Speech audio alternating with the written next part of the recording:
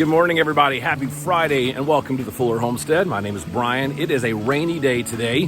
We are not going to complain though. It's a nice, slow, steady rain. I think we're supposed to get a break here in a couple hours and then it'll pick back up this afternoon. But that's okay. So regardless, we've got chores that need to be done. We have chicks that are in the chicken tractor. We have a little kitten that is wanting some attention. I can hear her. So we got to get the chicks watered and fed. Trying to pick up my things I brought in. What's up, little Emmy? Oh, you need breakfast too, don't you, baby? Woke up this morning to the wonderful smell that our older 15-year-old cat had used my backpack for a bathroom, and so that was fun. I had to clean that up this morning. She accidentally got left inside last night. She doesn't sleep inside very much anymore for that reason. You hungry? Here, let me get you some food and water. How about that? Yeah?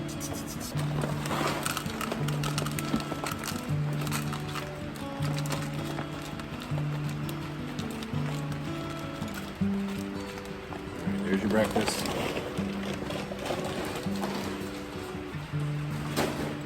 your drink to wash it down. Okay, before I take our water out to fill up the feeders, I'm going to put a little splash of apple cider vinegar in there. Haven't done that in a little bit, and I want to make sure they stay as healthy as they can. A little bit more. Especially with the temperatures not being what you might call ideal for them. All of their feathers aren't in. Like to keep them in that 80 to 90-ish range, but right now it's not. I would say it's easily in the 70s, and of course with them being damp, it makes them feel colder. Now, the good news is, as you're about to see, is that they are all huddled up. Now they're all huddled up in one bin that is probably too small for all of them, but we'll see if we can't fix that. I'm also gonna get a scoop of feed and take down there too.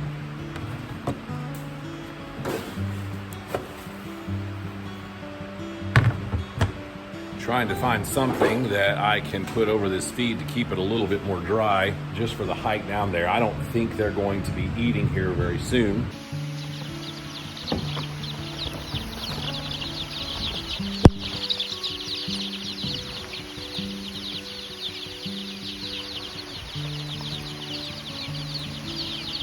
I really wouldn't mind moving them just to give them a little better area.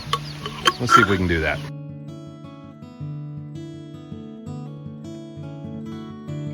So I just tried to pull up this end and drag it a little bit. You can see it just barely moved here, just a few inches. But as I was doing it, I didn't use long enough screws, I guess, right here. This popped out, so it's not really what I would call safe to move it right now. I feel like it'll do more damage, so we're gonna leave it. Also, I probably, because this is the first time the chicks have ever been moved, I probably need to get one of the boys out here just to kind of watch inside to make sure that they are not, getting trampled or getting close to the edges. So that may be the safer thing to do. Hate to lose a chick like that. So we will just put their fresh water in there and some hopefully dry food. I'll try to tuck it in a little further.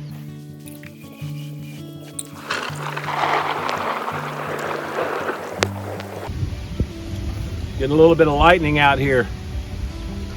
This video could show the last few moments of my life.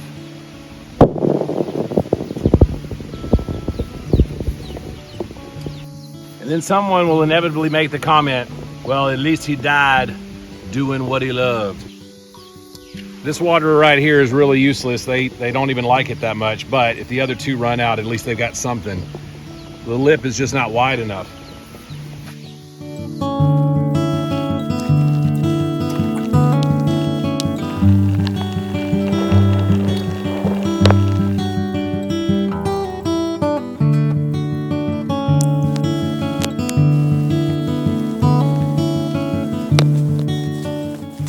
Got new feed in there, got fresh water. They are up under there. They're still really tiny. I'm gonna go ahead and get this bucket that they've been using, that they pooped all in. I'm gonna go get some pine shavings and I'm gonna bring it back down here and tuck it up under there so they can huddle up together. There's one tiny chick in there. She is definitely the runt of the litter. And you can hear her. She's the one cheeping because she's cold. So I'm gonna give her a dry place to go in real quick.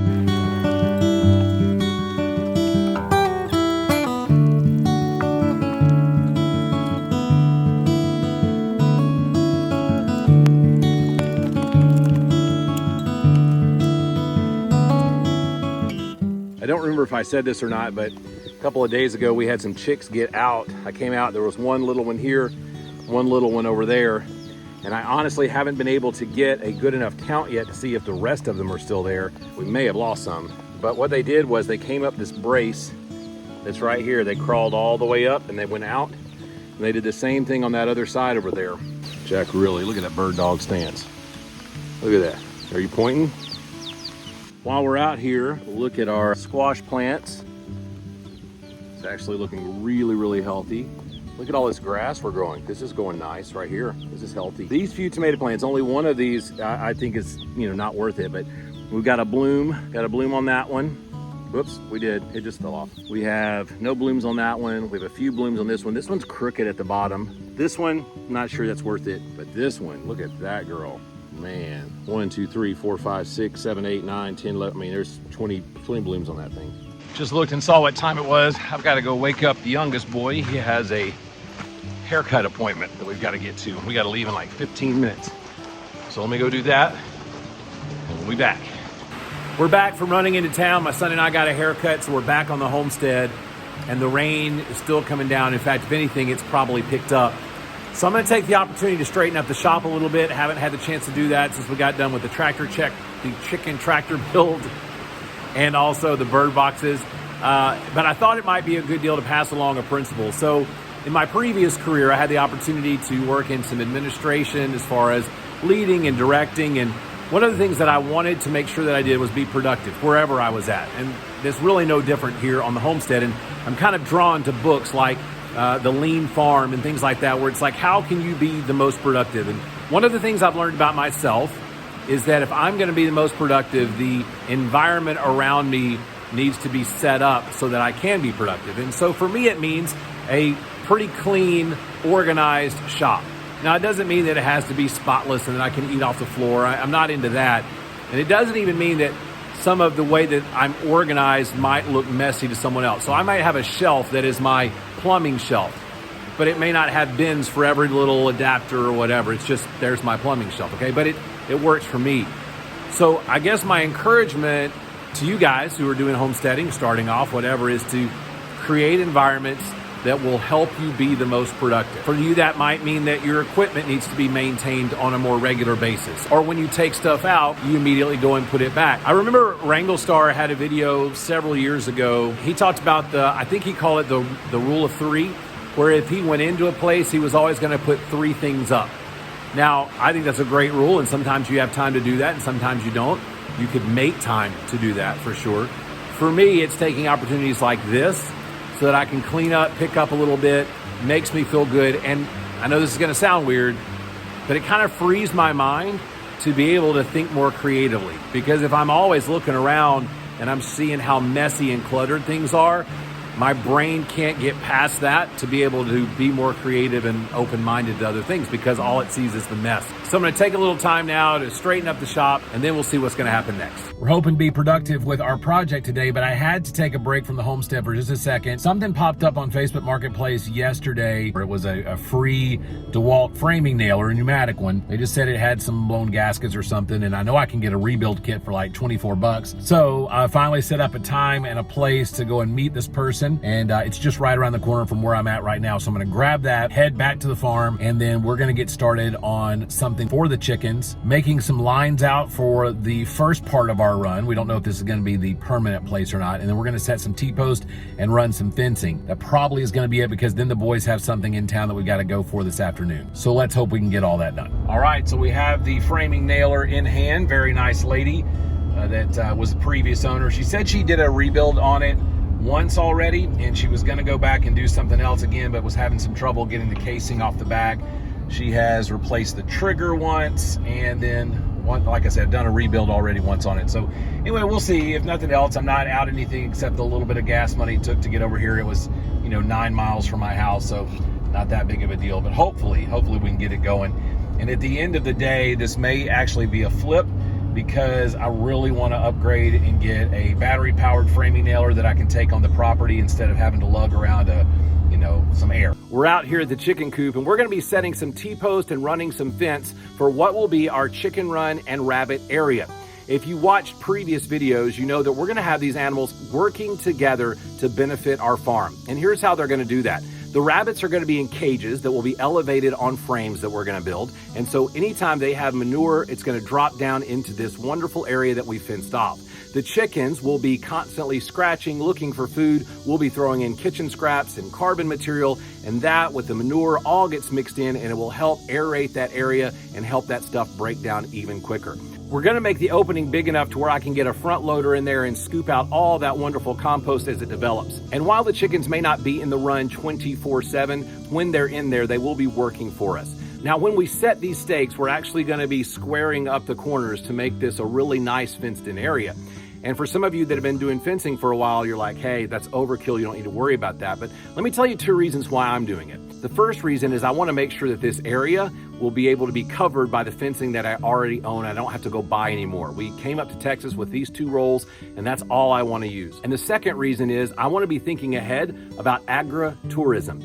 And by that, I mean this. I want people that will come and do tours of this farm eventually. And I want all of the fencing and I want all of the structures to look very nice in their presentation. If people are going to be buying food from our property, I don't want it to look like it's run down or just thrown together. I want to make sure that it looks like it's quality, because I believe that that visual will help people feel better about their purchase. So let's go ahead and get out the measuring tape, measure off the area that we need. Let's set some stakes. Let's square it up. Let's run some string.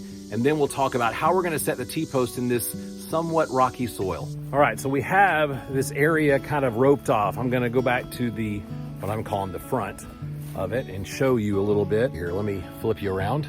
Here's a look at our very narrow chicken run / rabbit area / composting area. We're going to set some T-post up here. I originally said about a 4-foot gate, but the more that I look at this and how narrow it is already, I think I'm more likely to put 2 6-foot gates this way so that I can open the whole front end of it. And so that will mean that these posts right here will be a little heavier duty than maybe just a T-post. So I may go get some, I think I have some 4x4s in my scrap heap, and then we'll just do, oh, I don't know, every 6 feet or so, some T-posts going up that way and down this way. All right, let's see how hard this ground is.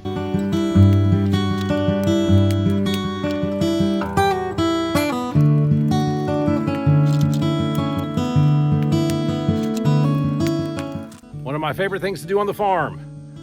Not really, but I will tell you, I don't do them anymore without these. Having that ringing all night long is no fun.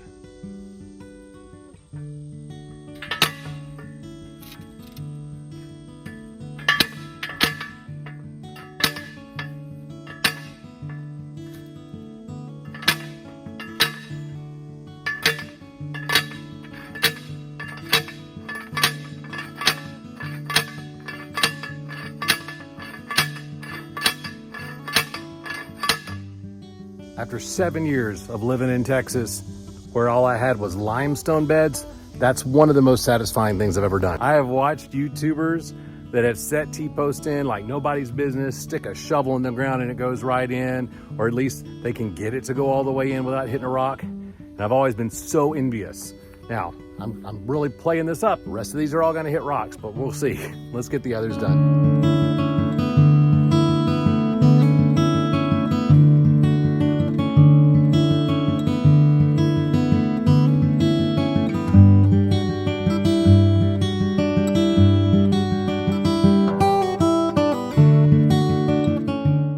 Got some posts to put at each corner.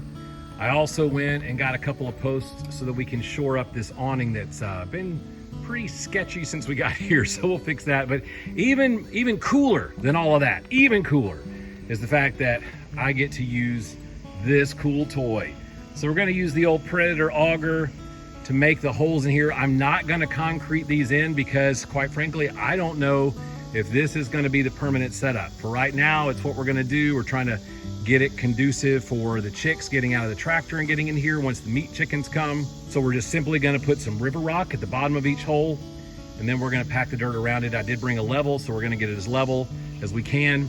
It will be in the ground 31 inches, so it will have a firm foundation to set in, and I think that should be good.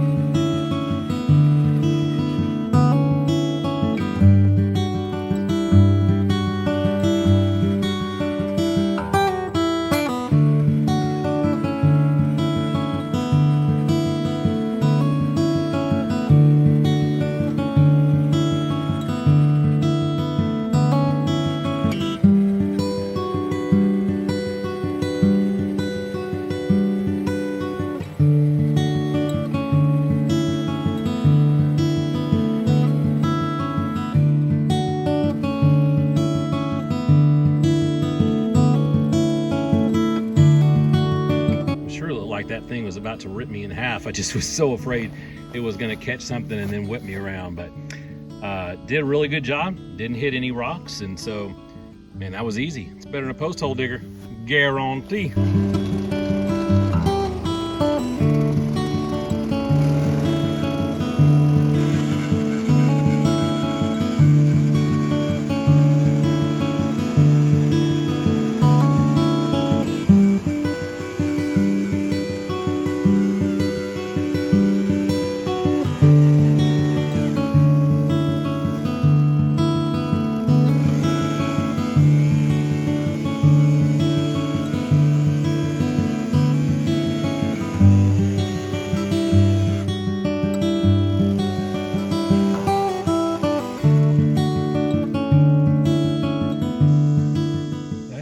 Sure is smoking right now. I'm hoping it is just some paint or something that was kind of burning off of there.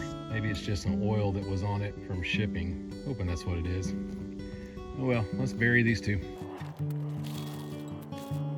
Just putting enough rocks in there to cover the bottom so that the wooden post will not be directly sitting on the mud, and it'll give it a chance to last a little bit longer.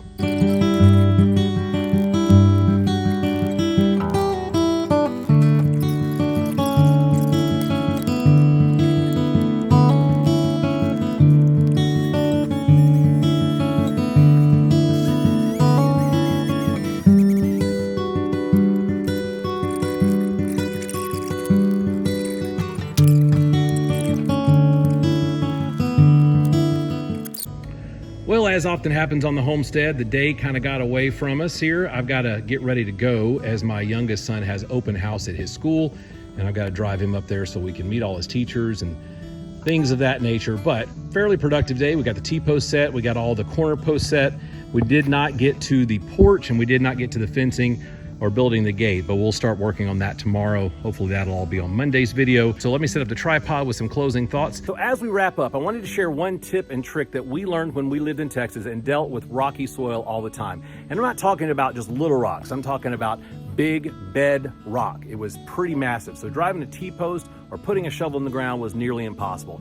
For T-post, here is the solution that worked for us just over and over again. I went to Harbor Freight, you can go anywhere, and picked up one of these large rotary hammer drills. And I'm talking, this thing is a hoss. It's heavy, it's not fun to work with all day, but when you need power, you need power. And then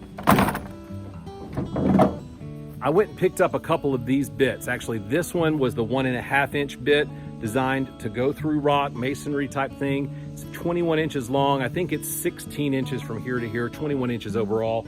A few months before we left to come up here, I went and upgraded and bought a 2-inch. This one also made by Bosch. If I'm not mistaken, I think you're gonna be anywhere from about $75. It's less than 100, but $75 to $100 for these bits. But they last for a long time, and when you need it, you needed it, and we needed it every time we wanted to put up a fence on our property there, because we could not do it, those T-posts, without it. The downside, obviously, and this is one of the reasons I went up to a 2-inch, with the 1.5 inch, you could get that T-post to go in there, but you were never getting it out. I mean, it was gonna stay in there until you bought a jackhammer to get it out with, or you just cut it off at the base, which is what we had to do. So that wasn't the best case scenario, but if you've got rocks, this is real easy. I would recommend the 2-inch. Put that down in the ground, then hammer your T-post in. Works like a charm.